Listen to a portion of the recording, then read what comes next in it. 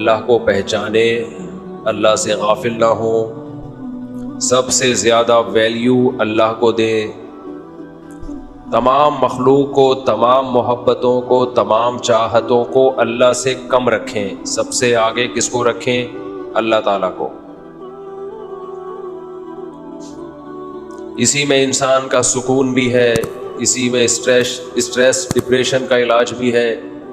فَلَنُحْيِيَنَّهُ حَيَاةً طَيِّبَةً، اللہ نے کہا کہ جو مجھے سب سے زیادہ ویلیو دے گا میں اس کو پاکیزہ زندگی عطا کروں گا، مرغوب زندگی، پاکیزہ زندگی۔ گلے میں کچھ گڑبڑ ہو رہی ہے، بار بار کچرا آ رہا ہے پلک میں، پراٹھے چھوڑنے پڑیں گے، اس کے علاوہ کوئی حل نہیں ہے۔ یہ آپ گھی کے پراٹھے صبح کھائیں نا تو پلک میں کچرا آئے گا، دودھ کی چائے سے بھی آتا ہے پلک میں کچرا، ذہن میں رکھو۔ دودھ کی چائے بھی نا وہ کرتی ہے، بلغم پیدا کرتی ہے، اور بہت ساری چیزیں پھر کبھی انشاءاللہ صحت کے بارے میں کبھی بات کریں گے انشاءاللہ۔ ایک ہی چیز رہ گئی ہے زندگی میں مزے کی بھائی، پراٹھے۔ شادیاں وادیاں بھی ہو گئی، ٹھیک ہے، پراٹھے ہی چھوڑ دیے تو زندگی میں رہے گا کیا؟ لیکن بہرحال تو اللہ تعالیٰ یہ چاہتے ہیں کہ لوگ مجھ سے محبت کریں، اور اللہ نے وعدہ کیا فَلَنُحْيِيَنَّهُ حَيَاةً طَيِّبَةً، کہ جو مجھے مان کے چلے گا، مجھے ویلیو دے گا، میں اس کو پاکیزہ، اٹریکٹیو، خوشیوں والی زندگی دوں گا۔ دنیا میں سکون میں ہمیشہ دیندار لوگ ہی رہتے ہیں۔ یہ جو بے دین لوگوں کی خوشی ہے نا، آپ کہتے ہو نہیں جی بے دین لوگ تو بہت ہنستے کھیلتے نظر آتے ہیں، اچھلتے کودتے، ہا ہا ہو ہو ہی کرتے، یہ انزائٹی ہے، پتہ ہے آپ کو؟ خوش آدمی ہمیشہ نارمل ہوتا ہے، پھدکتا نہیں ہے، وہ ایب نارملٹی کی طرف نہیں جاتا، ہمیشہ خوش آدمی پرسکون۔ جو بہت پھدک رہا ہے نا، بہت زیادہ، ہر وقت ہا ہی ہو اور مختلف طریقوں سے اپنی ڈپریشن نکال رہا ہوتا ہے۔ یاد رکھو، جیسے ڈپریشن میں جب بہت زیادہ انسان کو اسٹریس ہو اور اس کی وجہ سے ڈپریشن ہونا شروع ہو جائے، تو جیسے اس میں روتا ہے تو ایسے ہی یاد رکھو ہنستا بھی بہت زیادہ ہے، اپنی اس ٹینشن کو ختم کرنے کے لیے۔ خوشیوں بھری زندگی اللہ صرف ان لوگوں کو دیتا ہے جن کے دل میں اللہ ہے۔ تو حضرت حکیم اختر صاحب رحمہ اللہ تعالی بڑی پیاری مثال دیا کرتے تھے، چونکہ یہ ان کی مثال ہے اس لیے ان کے نام سے بیان کر رہا ہوں۔ فرماتے تھے کہ دیکھو، انسان اللہ کو ناراض کر کے خوش ہونے کے اسباب اختیار کرتا ہے۔ ناراض کس کو کرتا ہے؟ اللہ کو۔ زنا کے ذریعے، شراب کے ذریعے، دولت کی لوٹ کھسوٹ، حلال حرام کی پرواہ کیے بغیر دولت، اگر حلال طریقے سے آ بھی گئی تو اترانا شروع کر دیتا ہے خوش ہونے کے لیے، اس کو دکھاتا ہے دنیا کے سامنے تاکہ غریب لوگ ڈپریشن میں جائیں۔ ہر برائی پہ آج کل اچھائی کا لیبل لوگوں نے لگا دیا ہے کہ ہم دی ترغیب دینے کے لیے کرتے ہیں، موٹیویٹ کرنے کے لیے کرتے ہیں۔ آپ موٹیویٹ کرنے کے لیے نہیں کر رہے، آپ شو مارنے کے لیے کر رہے ہو۔ موٹیویشن کا یہ کوئی طریقہ نہیں، موٹیویشن میں تو صبر کی تلقین کی جاتی ہے۔ تو اب کیا مسئلہ ہے میرے بھائی؟ جب اللہ تعالیٰ کو ناراض کر کے انسان خوشیاں حاصل کرتا ہے، دیکھو خوشی کا محل کیا ہے؟ دل ہے نا۔ خوشی کہاں محسوس ہوتی ہے؟ بولتے کیوں نہیں؟ ہاتھوں میں، کہ میرے ہاتھ بہت خوش ہیں، ہاتھوں میں ہوتی ہے خوشی۔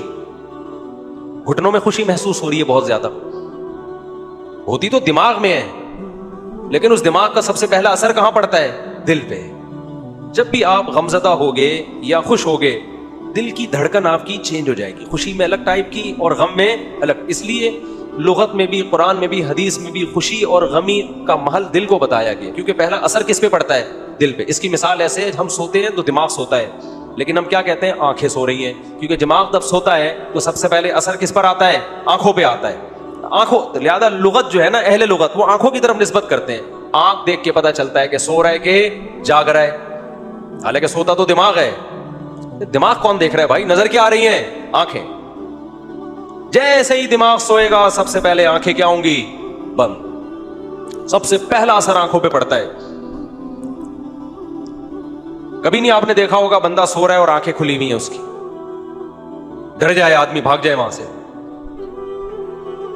تو جب ہم دماغ سے کچھ سوچتے ہیں, غم ہوتا ہے, خوشی ہوتی ہے, اس کے اثرات سب سے پہلے کہاں پڑتے ہیں؟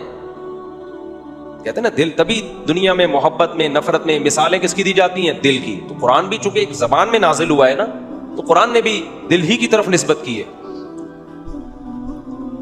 تو اب یہ دل جو ہے نا, دل یہ ہے دلوں کا, یہ ہے جسم کا بادشاہ. تو خوشی کا محل, جہاں خوشی محسوس ہوتی ہے, وہ جگہ کیا ہے؟ بولو, دل. آپ خوشی کے اسباب اختیار کرنے کے لیے کبھی زبان کو لذت دیتے ہیں اچھے کھانے کھا کے, ہو بھی جاتی ہے, دل میں خوشی محسوس ہوتی ہے. کبھی ہاتھوں کو لذت, کبھی نظر کو لذت, کبھی کانوں کو لذت, گانے سن رہے ہیں, تھرتھرا رہے ہیں.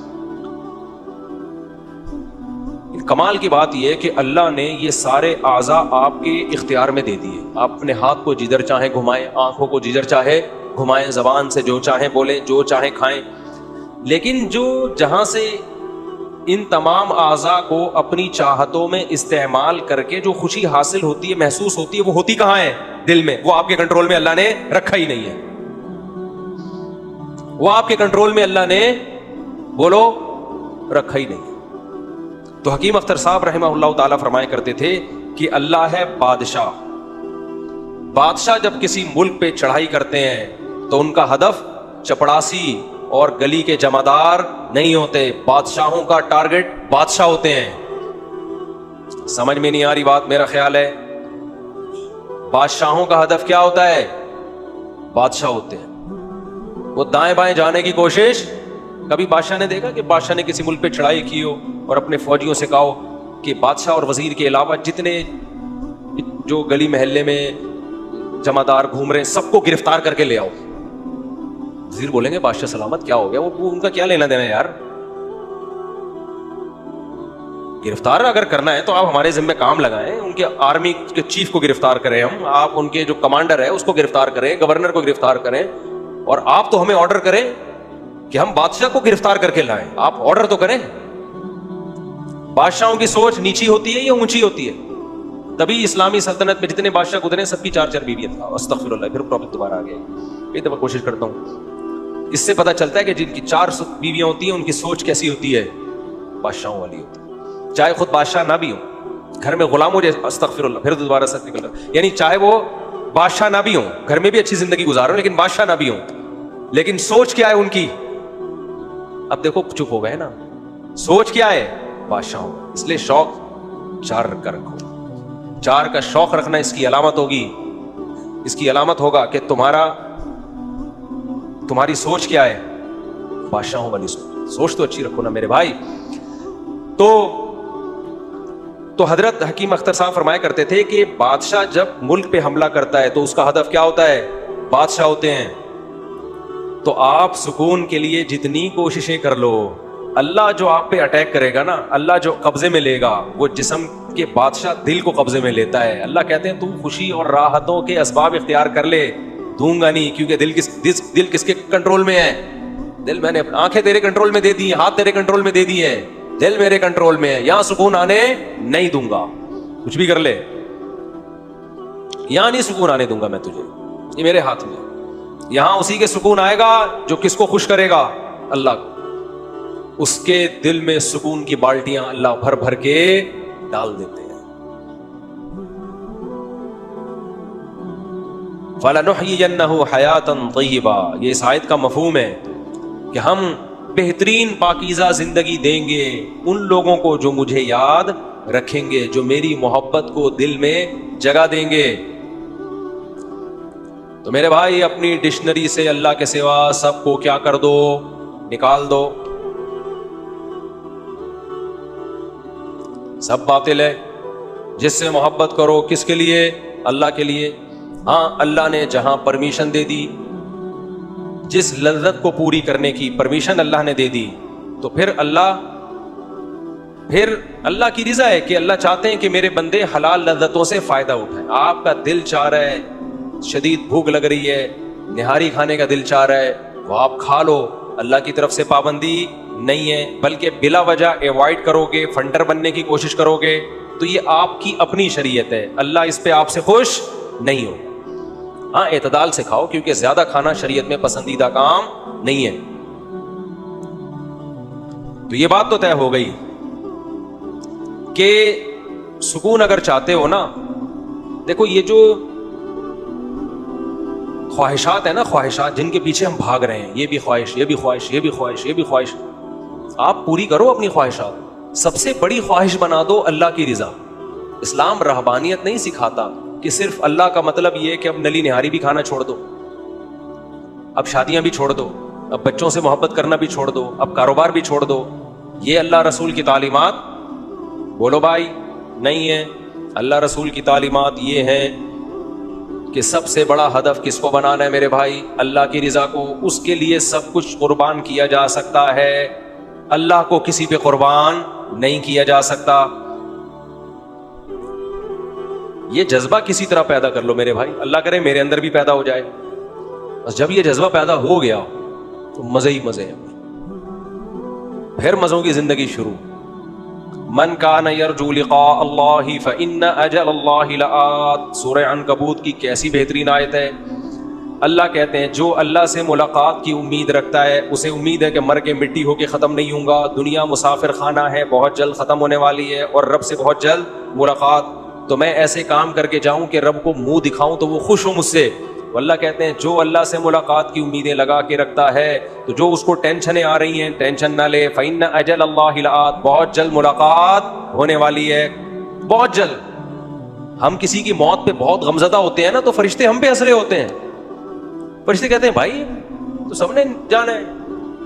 ایک خاتون کا میرے پاس فون آیا لاہور سے، فون نہیں آڈیو، ہمارے اسسٹنٹ ہے نا ان کے پاس آڈیوز آتی ہیں، ان کا نمبر میں نے دیا ہوا ہے، تو وہ فلٹر کرتے ہیں کہ کسی کا کوئی بہت زیادہ ضروری مسئلہ ہے تو پھر وہ مجھے بھیج دیتے ہیں. زیادہ تر مسائل تو میں آس مفتی طارق مسعود پہ ریکارڈ کروا دیتا ہوں، لیکن کسی کا کوئی پرسنل مسئلہ ہوتا ہے تو پھر ریکارڈ نہیں ہوتی، وہ وہیں بھیج دیتے. تو اس دوران ایک ویڈیو ہمارے اسسٹنٹ نے بھیجی. وہ بیچاری خاتون بہت رو رہی تھی. ان کی والدہ کا انتقال ہو گیا. بہت زیادہ رونا دھونا. ایک تو رونا تو نیچرل ہے، وہ تو انسان کو میت پہ آتا ہے اور آنا بھی چاہیے. بالکل ہی رونا نہیں آ رہا ہے اس کا مطلب تعلق ہی نہیں تھا کوئی. بھائی آپ کا بچہ ہی نہیں ہے، آپ کا بیٹے کا انتقال ہوا، آپ خوش مل رہے ہیں. یا تو آپ پاگل ہیں یا یہ آپ کا بیٹا، بولو نہیں.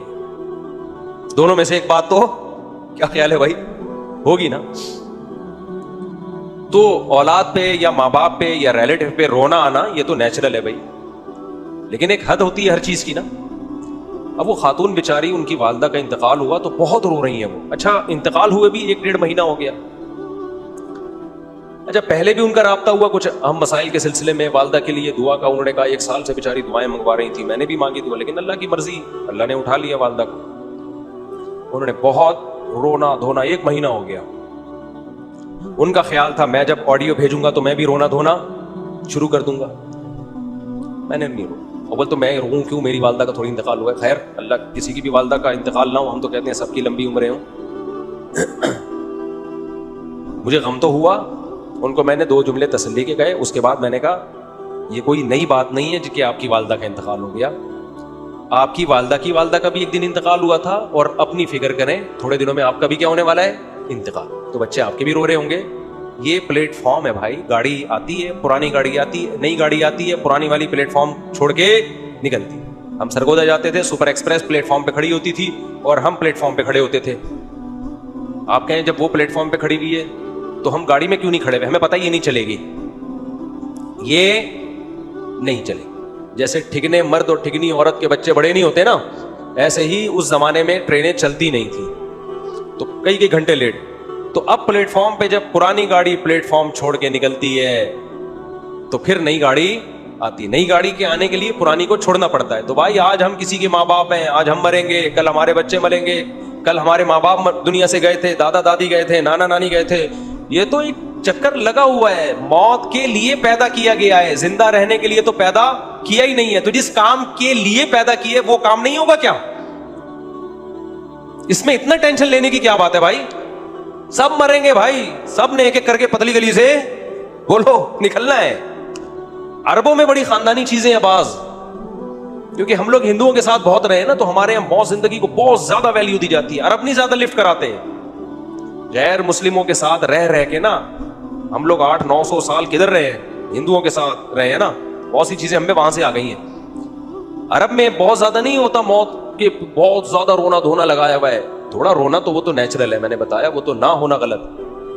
ما تعالی الایمان ما قدر اللہ، وہ کہتے ہیں جو مقدر میں تھا ہو گیا، ایمان پر موت ہوئی ہے خلاص، چلو کو وہ عربی میں کیا کہتے ہیں، چلو. ٹھیک ہے. تو میں نے اپنے بارے میں کچھ وصیتیں کی ہیں کہ میں مر جاؤں تو کیا ہوگا، وہ میں نماز کے بعد وصیتیں بتاؤں گا انشاءاللہ. مجھے یاد دلانا میں مر جاؤں تو کیا کرنا ہے اور کیا نہیں کرنا ہے. سمجھ رہے ہو؟ ہم بھی مریں گے نا، اللہ کرے وصیت سے پہلے ہی نہ مر جاؤں کہیں، یعنی تو وصیت کرنے کا تو ویسے کی بھی ہے لیکن دوبارہ کروں گا. ہمارا ہدف صرف ایک ہے میرے بھائی، وہ کیا ہے، اللہ خوش ہے سب سیٹ چل رہا ہے مارکیٹ میں، اللہ ناراض ہے تو سارے زندہ بھی ہوں تو غلط ہے. کیا کرنا ہے ایسی زندگی کا بھائی؟ مسلمان کا ہدف کیا ہوتا ہے؟ ایک اللہ. مسلمان کا ہدف کیا ہے؟ ایک اللہ، بس اور کچھ بھی نہیں ہے. تو اللہ کی محبت پیدا کرنی ہے، اس سے سکون ملے گا، دنیا کا مسافر خانہ ہونے کا احساس بڑھے. یہ دونوں چیزیں لازم ملزوم ہیں. دنیا مسافر خانہ ہے تو پھر اللہ سے محبت ہوگی، کیونکہ پھر دنیا دل لگانے کی جگہ رہے گی نہیں آپ کی نظر میں. پھر آپ کا دل خالی ہو جائے گا کس کی محبت کے لیے؟ اللہ کی محبت. دل تو کسی نہ کسی کو چاہتا ہے، دل خالی نہیں رہتا. دنیا نکلے گی تو اللہ آئے گا، اللہ نکلے گا تو دنیا آئے گی. سمجھ رہے ہو کہ نہیں؟ اب جن کے دل میں اللہ کی نہیں ہے محبت، ان کے دل میں دنیا کی ہوس ہے، دنیا کی محبت کے گٹر ابل رہے ہیں ان کے دلوں سے. یہ بھی مل جائے، یہ بھی مل جائے، یہ بھی مل جائے، یہ بھی مل جائے. اور یہ یاد رکھو، یہ جو آج کل میں بار بار کہتا ہوں 2 بچے ہی اچھے تاکہ وہ تربیت یافتہ ہوں، یہ بھی دنیا کی محبت ہے. تربیت مقصد نہیں ہوتی، کماؤ پوت بنانا مقصد ہوتا ہے. اس کو کہہ رہے ہو ایکچولی 2 بچے ہوں گے، ایک ڈاکٹر بنے گا، ایک انجینئر بنے گا، مقصد کیا ہے؟ کما کے لائے گا. تو یہ باپ ہی کی تربیت نہیں ہے، ماں ہی کی تربیت نہیں ہے، تو بچے کی تربیت کہاں سے ہوگی؟ تربیت یہ نہیں ہے. تربیت ہے انسان کا بچہ بنے، بھلے ٹماٹر بیچے، رکشے والا بنے، لیکن ایماندار ہو. اسلام میں تربیت کا مفہوم وہ نہیں ہے جو ہمارے سیکولر اور لبرل طبقے کی نظر میں ہے. اسلام میں غربت کوئی عیب بولو نہیں ہے، عیب ہی نہیں ہے غربت. عیب ہوتی تو ہمارے نبی غریب کیوں ہوتے؟ ہمارے نبی نے دعا مانگی، اللہم اشرنی فی المساکین او کما قال صلی اللہ علیہ وسلم، اللہ قیامت کے دن میرا شمار مسکینوں میں کرنا، مساکین میں مجھے اٹھانا. ہاں وہ غربت عیب ہے جو آپ کی سستی اور کاہلی کی وجہ سے، جس میں دوپہر 2 بجے ناشتہ ہو رہا ہے، پھر جاب تلاش کرنے کے لیے نکل رہا ہے. یہ والی غربت یقیناً کیا ہے؟ عیب ہے. اللہ کی طرف سے غربت ہے، اور زیادہ تر اللہ ہی کی طرف سے ہوتی ہے میرے بھائی. ہر ایک کو اللہ امیر بنائے گا ہی نہیں. اللہ نے کہا ہے کہ لِيَتَّخِذَ بَعْضُهُمْ بَعْضًا سُخْرِيًّا، میں سب کو امیر نہیں بناؤں گا، کچھ کو امیر بناؤں گا، کچھ کو غریب، تاکہ امیروں کا کام بھی چلتا رہے. سارے امیر ہو گئے، سب کی فیکٹریاں کھل گئیں، تو ملازم امپلائی کون ہوگا؟ لیبر کا کام کون کرے گا؟ ابے سب نہیں کمپنیاں کھول کے بیٹھ گئے تو کمپنی کے لیے تمہیں ملازم کہاں سے ملیں گے؟ یہ تو اللہ کا نظام ہے. مالدار لوگ تھوڑے رہیں گے، پھر متوسط اور زیادہ، غریب سب سے زیادہ رہیں گے. دیکھو فوج میں آفیسر رینک جتنا اوپر ہوتا چلا جائے گا نا تو اس کی تعداد اتنی کم ہوتی چلی جائے گی. لیفٹیننٹ بہت زیادہ، کمیشن آفیسر سب لیفٹیننٹ سے شروع ہوتا ہے، تو سب لیفٹیننٹ سب سے زیادہ، پھر اس سے کم لیفٹیننٹ، پھر اس سے کم میجر، میجروں کی تعداد اور کم ہوتی ہے نا، پھر کرنل اس سے بھی کم. تو جتنا اوپر جائیں گے پھر آخر میں سب سے بڑا چیف آف آرمی وہ ایک ہی ہوتا ہے، اور جتنا نیچے آئیں گے تو یہ تعداد بڑھتی چلی جائے گی. یہ اللہ کا بنایا ہوا نظام ہے کہ بہت مالدار تھوڑے سے ہوں گے، پھر تھوڑے زیادہ مالدار، پھر اور غریبوں کی تعداد ہمیشہ سب سے پوری دنیا میں زیادہ رہے گی. اور جس کی تعداد سب سے زیادہ ہے آپ ان کو برا بھلا کہنا شروع کر دو تو اس کا مطلب کھوپڑی صحیح کام نہیں کر رہی ہے. تو اب میں آپ سے ایک بات عرض کروں گا. دیکھو یہ تو طے شدہ حقیقت ہے، اللہ کی محبت کے بغیر دل اللہ کے ہاتھ میں، دل میں آپ سکون پیدا نہیں کر سکتے، یہ ناممکن ہے. اور یہ کس کے ہاتھ میں ہے؟ بادشاہ نے کنٹرول کس کا کیا ہوا ہے؟ جسم کے بادشاہ، کائنات کے بادشاہ نے کنٹرول رکھا ہوا ہے جسم کے. اللہ کہتے ہیں کہ تو جو مرضی کر لے، خوشیوں کے جتنے اسباب اختیار کر لے, دل کس کے ہاتھ میں ہے؟ میرے ہاتھ میں. جب چاہوں گا گھما دوں گا. تبھی آپ نافرمانوں کا دیکھو, کہہ رہے ہیں یار کوئی ٹینشن کی وجہ ہی نہیں ہے, پھر بھی پتہ نہیں کیا مصیبت ہے یار. ایک لاشعور میں ایک عجیب سا خوف ہے, ہر وقت ایسے رہتے ہیں یہ. تو وجہ کیا؟ اللہ تعالیٰ جدھر کو چاہے گھماتے رہتے ہیں اس کو. اللہ کہتے ہیں ٹھیک ہے تو زور لگا لے. جیسے کسی ڈاکٹر کو نے آپ کو دوا دی, آپ ڈاکٹر کی دوا نہیں لے رہے, آپ کہہ رہے ہیں میرے پاس ایک نسخہ ہے میں وہ کوٹ کے بناؤں گا. اب ڈاکٹر کہہ رہے بھائی اس میں یہ تیرے جو نسخہ ہے نا دیسی, اس میں یہ نقصان دہ چیز ہے, یہ نقصان دہ چیز ہے. ڈاکٹر حکیم سب منع کر رہے ہیں, آپ نے کہا نہیں, تو وہ کیا کہیں گے؟ ٹھیک ہے بھائی تو بسم اللہ کر, تجربہ کر کے دیکھ لے, لیکن مرے گا تو میرے پاس نہیں آنا. یہی ہوگا کہ نہیں ہوگا؟ تو اللہ میاں بھی کہتے ہیں ایک کامیاب زندگی کا نسخہ میں نے بتایا ہے, لیکن تم میرے بتائے ہوئے طریقے پہ یقین نہیں کر لے, اخفل طریقہ اختیار کر رہے ہو. اللہ کہہ رہے ہیں پھر ٹھیک ہے اختیار کر لو. دل کس کے ہاتھ میں ہے؟ دل تو ہمارے ہاتھ میں ہے. آپ کا بچہ غیر قانونی طریقے سے سعودی عرب بھاگا کسی کمپنی میں جاب کے لیے, آپ نے منع بھی کیا, ڈنکی لگا کے گیا, منع کر رہے ہو نہیں جا رہا, ہر طرح سے سمجھا دیا, آپ سے ناراض ہو کے نہیں جی نہیں ماننی باپ کی. کمپنی جہاں جا کے جاب کرنی ہے اس کا اونر آپ کا دوست ہے, تو آپ کیا کہتے ٹھیک ہے چلا جا بھائی, کمپنی کس کے کنٹرول میں ہے؟ میرے کنٹرول میں, میں جاب ملنے ہی نہیں دوں گا تجھے. تو اللہ میاں بھی کہتے ہیں تم سکون اور خوشیوں کے جتنے اسباب اختیار کر لو. اسباب اختیار کر سکتے ہو, جہاں سکون آئے گا جسے دل کہا جاتا ہے وہ کس کے کنٹرول میں ہے؟ وہ میرے کنٹرول. میں جدھر کو چاہوں گا گھما دوں گا. ساری اسباب ہو کے بھی خوشی نہیں ملے گی تمہیں. اب میرے بھائی ایک بات یہ طے ہو گئی ہے نا, میں ہمیشہ اس ٹاپک پر بیان کر کے آخر میں جو اصل موضوع ہوتا ہے اس پہ ٹائم ہی ختم ہو جاتا ہے. کتنا ٹائم ہو گیا؟ 2:24 ہو رہے, بس بات کو سمیٹتا ہوں میں. دیکھو یہ تو طے شدہ حقیقت ہے کہ اللہ کے علاوہ اللہ سے محبت سب سے غالب رکھنی ہے. یہ اس کائنات کا مقصد ہے. اب وہ محبت پیدا کیسے ہو؟ وہ محبت اس کے لیے بہت سارے طریقے علماء بزرگان دین اختیار کرواتے ہیں. اب لوگوں نے بزرگوں سے تعلق ہی چھوڑ دیا تو نتیجہ کیا نکلا کہ جہاں دیکھو جس ہر چیز اس کی مارکیٹ سے ملتی ہے نا. کیا خیال ہے؟ خوشبو خریدنے کے لیے قصائی کی دکان پہ جاؤ گے یا خوشبو کی مارکیٹ میں جاؤ گے آپ؟ جلدی یہ بات میں 2 منٹ میں سمیٹ رہا ہوں. خوشبو خریدنے کے لیے خوشبو گوشت کی مارکیٹ سے ملے گی یا خوشبو کی مارکیٹ سے؟ مچھلی آپ نے خریدنی ہے, ٹماٹر والے کے پاس چلے گئے کہ مجھے مچھلی چاہیے, وہ کہے گا پہلے آپ کو ڈاکٹر چاہیے جو آپ کے دماغ کا علاج کرے. مچھلی چھوڑیں آپ, پہلے ڈاکٹر کے پاس جائیں. تو اسی طرح اللہ کی محبت کن سے ملتی ہے؟ ان لوگوں سے ملتی ہے جن کے دلوں میں اللہ کی محبت ہو اور وہ اس محبت کو بانٹ رہے ہوں. قرآن کے الفاظ دیکھو, الرحمن فاسأل بہ خبیرا. سورہ فرقان میں اللہ تعالیٰ نے اپنی قدرت بیان کی. الم تر الی ربک کیف مد الظل, دیکھتے نہیں کیسے سایوں کو سمیٹتا ہوں. خلق من الماء بشرا, دیکھتے نہیں پانی کے ناپاک قطرے سے کیسے ایک انسان کو بناتا ہوں اور ددیال نلیال اور سسرال کا خاندان دے دیتا ہوں اس کو. پانی کو ایسی عزت دے دی. دیکھتے نہیں آسمان سے کیسے پانی برساتا ہوں. وَلَقَدْ صَرَّفْنَاهُ بَيْنَهُمْ, پانی ایک جگہ برستا ہے, نہروں اور چشموں کے ذریعے پھیلتا پوری دنیا میں. مرج البحرین ھذا عذب فرات, دیکھتے نہیں میٹھے اور کھارا پانی کیسے ایک ساتھ چلتا ہے. وجعل بینہما برزخا وحجرا مہجورا, کیسی دیوار درمیان میں کھڑی کر دی, نہ کھارا میٹھے میں جا رہا ہے اور نہ میٹھا کھارے میں جا رہا ہے. وَلَهُ الْجَوَارِ الْمُنشَآتُ فِي الْبَحْرِ كَالْأَعْلَامِ, پانی کا کام ہے ڈبونا. دیکھتے نہیں اتنے بڑے بڑے جہاز کتنے ٹنوں من مال لے کے سمندر کی پشت پہ تیرتے ہوئے سفر کرتے ہیں. دیکھتے نہیں اس نے تمہارے لیے کیسے اولاد کو پیدا کیا. دیکھتے نہیں انظروا الی ثمرہ اذا اثمر, دیکھتے نہیں انار کو کیسے دانے اس میں نکلتے ہیں, گوبر پانی اور مٹی کے ملاپ سے کیسا خوشنما درخت بنتا ہے اور کیسا خوبصورت پھل. اللہ اپنی قدرت بیان کرتے کرتے کہتے ہیں الرحمن, رحمان کے بارے میں اگر تم نے پوچھنا ہے سائنسدانوں سے مت پوچھو, وہ انار میں الجھا دیں گے, وہ دودھ میں الجھا دیں گے, وہ بارش کے پروسیس میں الجھا دیں گے, وہ تمہیں مادی چیزوں میں الجھا دیں گے. رحمان کے بارے میں اگر تم نے پوچھنا ہے فاسأل بہ خبیرا, باخبر سے پوچھو جو رحمان کی محبت اور اس کی معرفت کو جانتا ہو. وہ اللہ والے تمہیں بتائیں گے, وہ لمس یونیورسٹی کے پروفیسر نہیں بتائیں گے تمہیں.